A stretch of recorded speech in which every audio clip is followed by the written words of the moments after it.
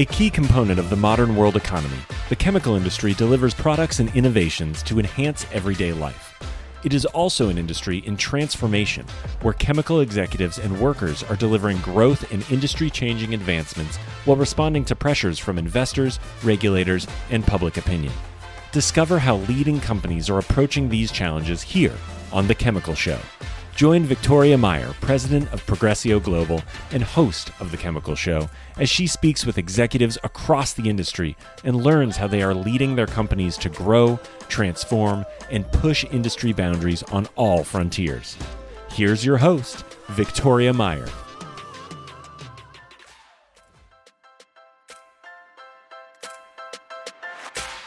This episode is sponsored by Net at Work, a premier technology consultant and solutions provider that specializes in next-generation chemical ERP, CRM, HR, e-commerce, and related business management applications. For 2 decades, their team has been helping companies unleash the power of their business through the transformative use of technology. Visit netatwork.com to learn more, and be sure to visit their team at the Specialty Agro and Chemicals America event, June 28th through 30th at booth 307. Hi, this is Victoria Meyer, host of The Chemical Show. This week, I am speaking with Joshua Baca, who is Vice President of ACC's Plastics Division, where he oversees strategic programs to advance a science-based policy agenda, national outreach, and sustainability initiatives on behalf of America's leading plastics makers. He previously led public affairs for the American Beverage Association, and he actually got his start on Capitol Hill working for former U.S. Representative Heather Wilson and on Senator Mitt Romney's presidential campaign. So pretty cool stuff. Joshua, welcome to The Chemical Show. Hey, Victoria, thank you so much for having me. Long overdue, and I'm very excited to be on today. Yeah, I'm excited to have you here. So tell us a little bit about you. How did you go from politics to chemistry? Oh, man. You know, it's a really bizarre story. I do somewhat joke about this with a lot of my colleagues that, chemistry, at least in high school, was definitely not my strong suit. And I, have spent all of my career in government and politics. And really where it started was, I guess when I was about 16 years old, I had a really unique opportunity where I actually moved to Washington, D.C. for an entire semester and served as a U.S. Senate page. I was a Senate page for Senator Jeff Bingaman, who's a former senator from New Mexico. And, all of that happened by accident. You could do a whole other episode on that. But it was sort of that moment that really kind of got me into politics. And I'm, 16-year-old living in the nation's capital, going to a great school, and had some just amazing opportunities that were afforded to me. And, from there, my career kind of just, took off. And, I went to college and, studied all the political stuff and government and political science and economics, and got another lucky break when I was in college and got a scholarship to move to DC to be an intern for former Congresswoman Heather Wilson from New Mexico. And long story short, I guess I did a good enough job. She ended up keeping me and worked on Capitol Hill for several years, had a great experience in learning about the policy, but I really liked the politics a whole lot more. And I got into working on her political campaigns, both in 2006. She was in one of the tightest races in the country, and I think we won by about 800 votes. Wow. So it was quite a race. And then she ran unsuccessfully for the Senate a few years later, and it just kind of gave me the bug, and I kind of made a career out of it, doing a lot of work in the consulting side, in government politics, issue advocacy, public affairs. Then I went to go work for Senator Mitt Romney's presidential campaign in 2012, and really came back. And after that, really honed in on my ability to sort of lead large issue advocacy campaigns. And that's how I ended up at the American Beverage Association, was really kind of bringing together what I would say is this new and changing world of advocacy, where traditional government relations, public affairs, and modern communications really intersect. And they're all rooted today in some substance-based agenda, and so I think a lot of organizations in the past used to be able to say no to things as a means to win. And that world has pretty much dramatically changed. And that's kind of how I got to ACC, is working with them on some projects at ABA and got the recruitment. And, it's been a wild run since then. That's awesome. That's interesting. It's a foreign world for many of us, but obviously very neat, and especially when we think about just the work that ACC does on behalf of the industry. So I think most of our listeners are familiar with the ACC, but can you explain just a little bit about it for those folks that maybe don't know? Yeah, first off, ACC is a fantastic organization. I often joke sometimes with some of my friends and my colleagues that there was a moment in time where I was actually debating on whether or not I should take the job when the job was offered to me. And if I had one regret, is almost looking back that I almost didn't maybe. And so I say that is because the organization is great. It's got great member companies, level of engagement like I've never seen before from all levels, including the highest levels. A fantastic senior leadership team that I get to be a part of that's helping run the organization on a daily basis. Intellectually challenging issues, is how I would put it. I bet. I mean, these are complex things, and the biggest learning curve for me has been not everything is. I'm more of a black and white kind of guy, and everything is gray, and everybody has a different interpretation of that shade of gray. And so, what we do at ACC is we're really an advocacy organization. We represent the chemical manufacturers, the resin suppliers, and all of the work that's associated with making sure that the business of chemistry is, several billions of dollars. And we represent some of the leading companies in this space who are, responsible for making modern life possible. The companies like Dow to Celanese to other companies you've never even heard of, maybe like Covestro, or, the average consumer never has heard of. But they all got something in common, which I think is what really kind of jazzes me up about the work that we're doing. They're all committed to solving some big problems, and they're doing it in sustainability in particular, and circularity. They're doing it with how they engage and the types of people they employ within their companies. And what's really cool about all of this, and really, is that I get to be at the intersection of all of this. We're actually in what I would say in the process of an entire industry that's going through a massive state of transition today. And you don't really get to say that very often. And, I hope I look back in, 10, 15, 20 years and can point to that I was a key enabler, part of that transition. Yeah, that's interesting. It is, and it is a huge inflection point for the industry, right? So I Yep. think that the industry of the future, 10 or 15 years from now, is going to be very different from where we're at today. And I think we do need organizations like ACC to help create that the advocacy, but also create some commonality across companies that is otherwise hard to get.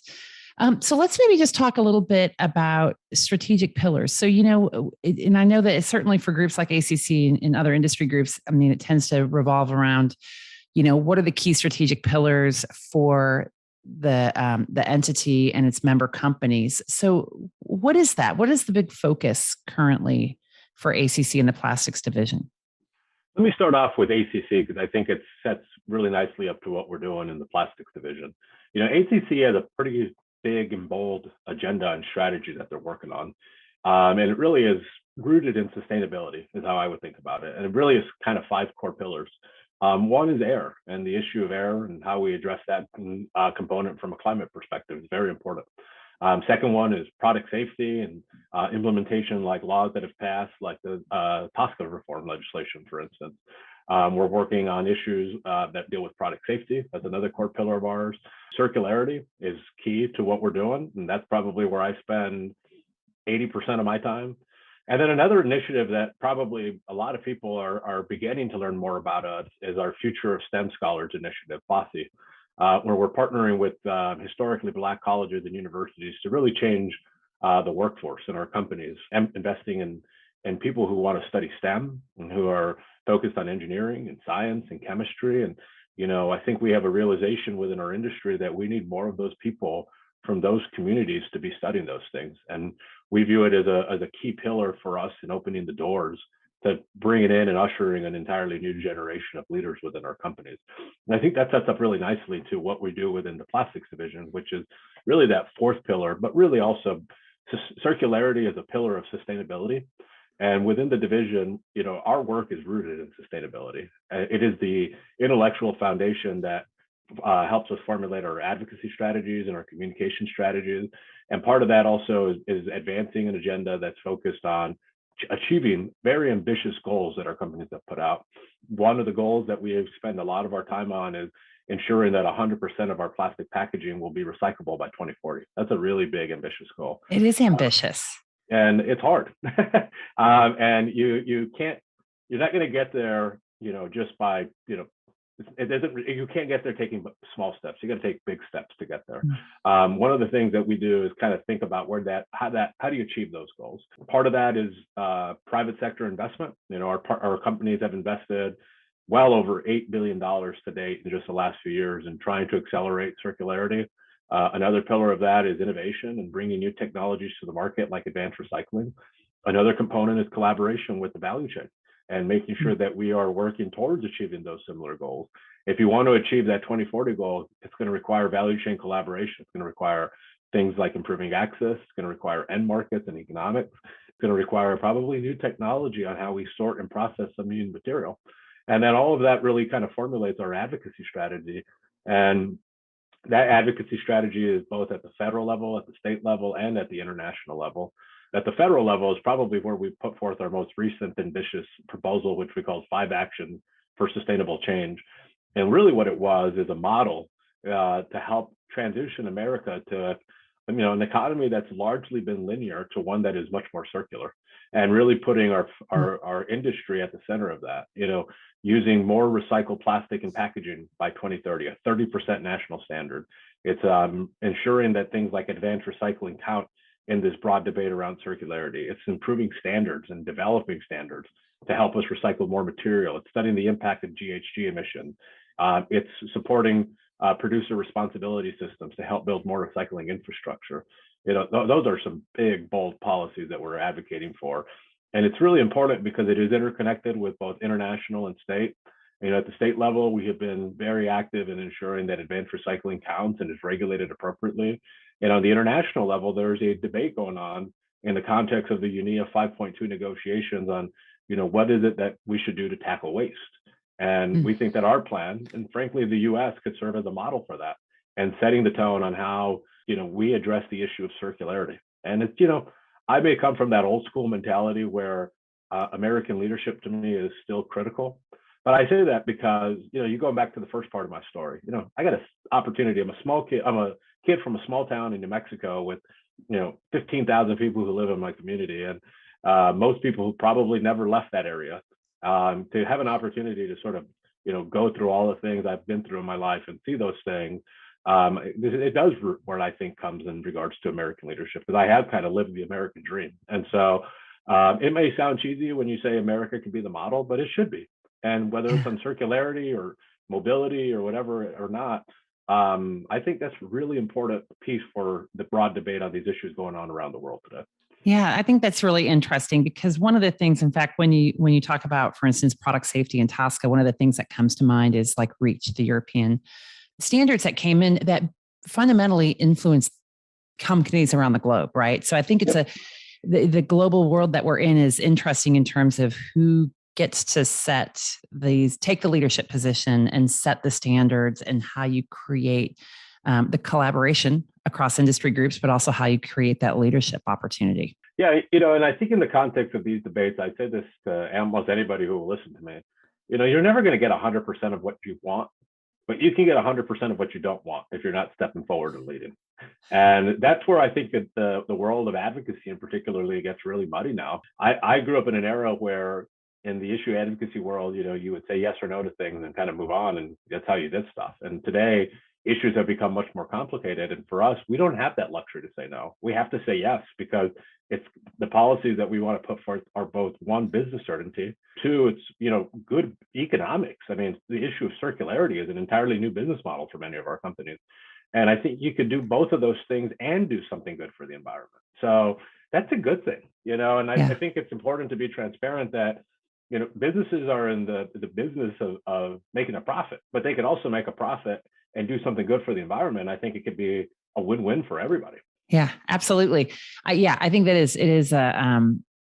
there's a lot of business and money to be made. And at the end of the day, when I talk to different folks about sustainability and circularity, one of the things they come back to is there's a certain amount that sustainability and circularity is inherent in the chemical industry. When you look at kind of the entirety of the value chain, some of the products were created because, there's a waste stream that it shouldn't be a waste stream. Let's figure out how to turn it into something valuable and useful. So now we're at a different point where we're really trying to figure out, especially with plastics, obviously, is the hot topic of how do we make them more recyclable, and with advanced recycling and other technologies, make it more useful long term for the future. So how do one of the things that strikes me is just the challenge of creating that alignment, both within member companies, but also then when you go out and talk to constituent groups and obviously governments. And I know you mentioned advanced recycling. I've seen a lot of, I guess, press releases and notes in the news, so to speak, about each different states approving advanced recycling. So there's a lot of moving pieces. How do you create that alignment and coalition building? Oh man, that's what I spend all of my days doing, both alignment within our companies and alignment with other stakeholders. I think from the company side, I like to take that one first because I don't always think our companies get the credit that they deserve. And I don't even just say that in the context of, my job is to be their chief advocate and to, help advance their agenda, but they're doing some pretty groundbreaking stuff, right? I mean, your point about there's a waste stream and they're turning it into something valuable is innovation. And I know we often think of innovation as just, this iPhone, for instance, but innovation comes in multiple forms. Perhaps that waste stream that was identified is a new material that's going into this iPhone. And most consumers don't know that. And so, I do think first thing is that maybe misunderstood on where they're going and the hard work they're doing. So I'm very proud of their work. And I say that is because we have had broad alignment. I think we've been very clear on our agenda. We've been very clear on our goals and our aspirations. We've also been really clear in acknowledging, look, we're not 100% there. And getting to 100% is really, really tough, right? And so, but if we don't try, we're not going to make any progress. So we're working through it. We're not where we want to be today, but I'm pretty confident we're on the right path on where we want to go. In regards to broader alignment with stakeholders, look, I think internally, one of our core values is alignment with the value chain. That's a critical piece for us, right? And alignment with the value chain means a whole lot of different things to a whole lot of different people. But what it really means in the most simplest terms is that we all sing off the same song sheet, right? That we all are working towards the same goals. I think the value chain has a responsibility, for instance, like if you're a brand company and how you market your materials. I think the resin suppliers and the converters have a responsibility to make sure that the products they make are more recyclable. I think there's a key role for collaboration, local communities and stakeholders who are responsible for that to improving recycling access. There's an entirely new market for the demand for recycled material, largely made by consumer brand companies. And when you have a demand like that, a really strong demand, it opens up an opportunity for new market developments to your thing that was something that was viewed as waste is now viewed as a very valuable feedstock. And when we think about the role of advanced recycling in particular, that's essentially what you've done. I think you hit the nail on the head so well on that. Our companies see waste in the environment, and they have identified that it could be a valuable piece of feedstock that they can turn it into to make new material. And when we think about the role of advanced recycling, it's really important for your listeners to know that we think advanced recycling is very complementary to mechanical recycling. And based upon market dynamics today, if something can be mechanically recycled, it probably should. PET bottles, for instance, milk jugs, those are things that are pretty commonly mechanically recycled today. And I think if you see the data, there is still tremendous room for growth in some of those areas, right? But what we need to get at when we start thinking about advanced recycling is how do you really collect, sort, and process everything that's not a bottle? Your toothpaste tubs, the sack that your granola crunch came in, the wrap around your blueberries, the containers that your food came in from the local restaurant. Those are the things that we need to figure out. Your dry cleaning wrap, that is all really valuable feedstock. And so that's where we're trying to solve the puzzle here is if we could get to a point where we can collect, sort, and process everything that's not a bottle, you're going to have achieved the goals that we've outlined. To do that, we need to think about how we continue to improve access and how we educate people about what can go in the bin. And if we continue to evolve that technology, like I have talked set up today, we could take more of that material in the bin. And then that gives us the incentive to help waste management companies and material recovery facilities. There's even new ideas like a consortium of companies called Cyclic that's aggregating feedstock. Those are all opportunities that create new pathways to achieve our goals. So, it's kind of hard, I think, where I went back to that point that, it's not black and white and everything is gray. If you see everything I just told you there, it's all dependent upon each other, right? Absolutely. And so if we don't adopt the mindset of collaboration, which is what we have, we're never going to be at the goals that we want to be. Now, look, I think it is also important to recognize that there will be some people who don't want to support our goals because they think plastics is inherently bad. And I just disagree with that. I mean, if the next generation of mobility, for instance, we work with all of the automotive companies in supplying the material that lightweights their cars, that protects their the electric batteries that they make, that makes those cars go further and longer. The home insulations that make your buildings more energy efficient, the modern pipe that delivers water to communities. I mean, there's a variety of applications that plastic goes into. And so it's easy to maybe think about it in the context that plastic is just a straw. It's actually more than a straw. It's a pretty amazing material that's doing a whole lot of things and a whole lot of applications. Yeah, it's interesting. I think that it's a huge educational challenge with consumers, right? I mean, I find that I have those conversations with individuals as well. And I talk about, for instance, the lightweighting thing as it relates to, I like to use the example of when, the airlines switched from glass bottles to plastic bottles for the booze on the plane, how much fuel they saved. I mean, they did it because it was a significant fuel savings, right? Yep. So it's like, I never thought about that. Yeah. But, think about it in all the other places. So I think there's still a real need to continue to educate consumers. And the challenge, of course, is there's way more consumers than there are companies sitting on this side of the table, let's say, trying to educate them, right? So the narrative, it's hard to keep up with the narrative sometimes. I think is one of the big challenges. Yeah, I mean, look, you think about car safety, and airbags are not made out of metal or glass, and there's a reason for that, right? And so, and look, I don't say those comments, I say them jokingly, obviously, but it's also seriously because plastic is a unique material. There's no doubt about it. It is a great innovation that, much like many things I've said, sometimes is really misunderstood, and there's a lack of education and awareness of what it means. There's also a valuable role for all other materials, and so. Yes, we think our industry is the best.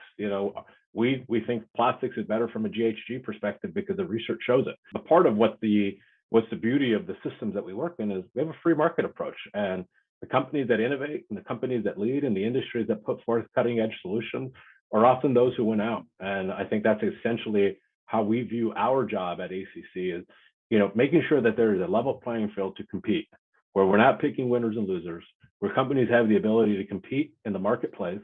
And, that fosters innovation, a race for innovation to be the best. And I think that's a good thing. Yeah. So, you talked about, creating frankly, a reason for people to recycle, a reason for their waste management companies to be collecting these variety of different plastic waste streams. Let's just focus on that, to bring in for mechanical recycling, advanced recycling. What do you think is really the most logical way to do this? I know that there's always a debate around, do you put a bottle fee on? What's the point of view in terms of how do we create those economic incentives to help the system develop? Yeah, I think the first thing, so first off, any system that collects more material is a system that we're for. And there are a variety of systems that have been proposed. There's commonly proposed systems called extended producer responsibility. There are bottle deposit return systems. I'm familiar with both of those, having worked both in the chemical industry and in the beverage industry. But I think that's most important is that not all of those systems are created the same. And so when we think about extended producer responsibility, we really don't like the E part. The E part implies something like a one-size-fits-all takeover of the entire waste system. And that's not really our recommended approach. We think when we call it a producer responsibility system, because producers put fees into the system via fees that are applied on their packaging through a needs-based assessment, and that money is reinvested back into the system to build more access, infrastructure, education. And so a producer responsibility system, our number one principle is that it must reinvest the money back into the system to continue to support infrastructure, build new infrastructure, and ultimately achieve the circularity goals that we want. That is something we very much strongly support. On the bottle deposit system, for instance, you could actually see real world examples of how this has not worked out. You have states like New York and Connecticut who have very robust bottle deposit systems, but very low rates of recycling or poor infrastructure or other elements because they haven't invested the money back in the system.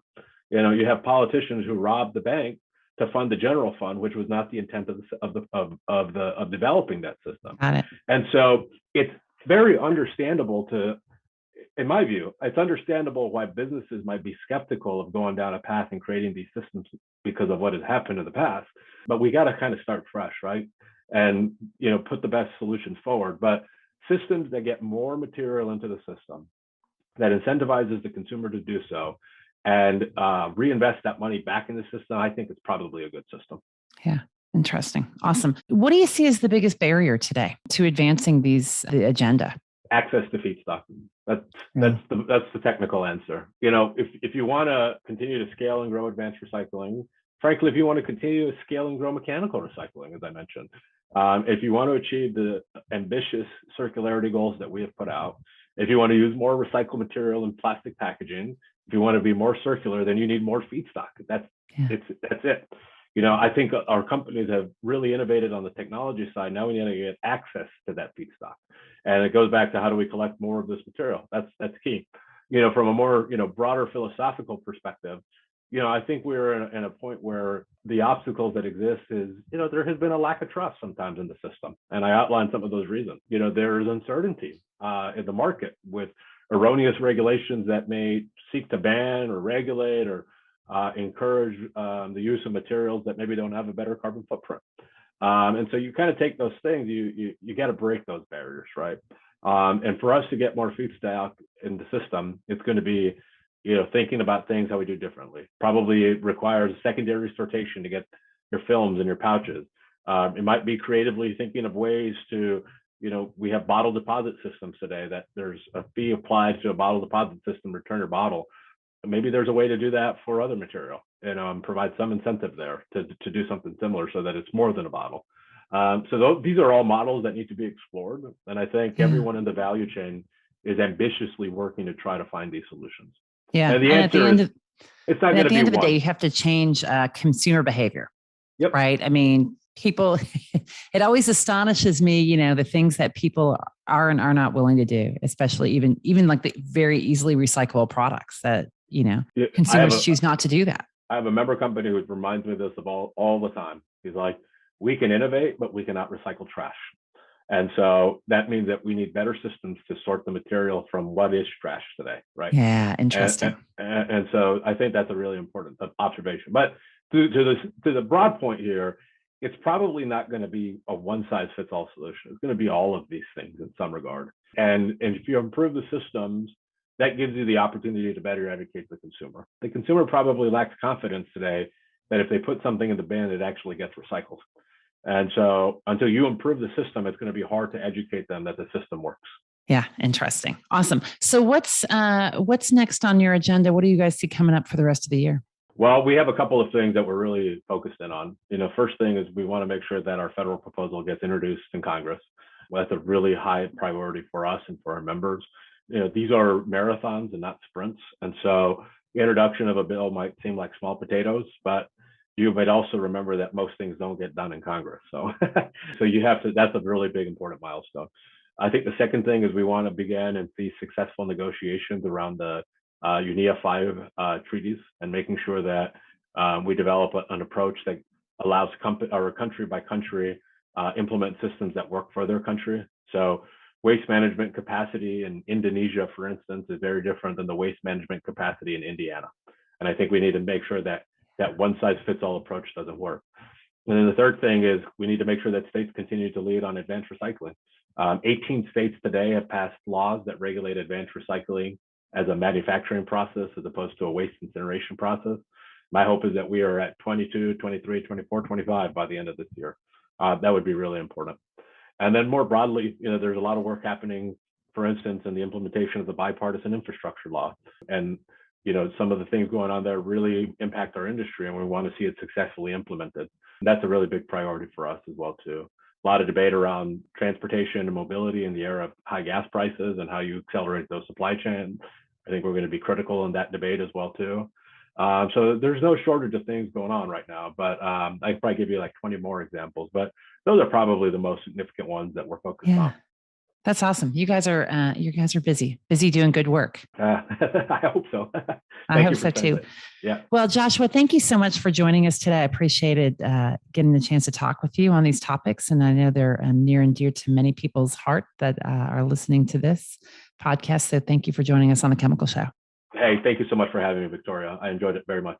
All right. Thanks. And thanks everyone for listening. We will talk to you again next week. We've come to the end of today's podcast. We hope you enjoyed your time with us and want to learn more.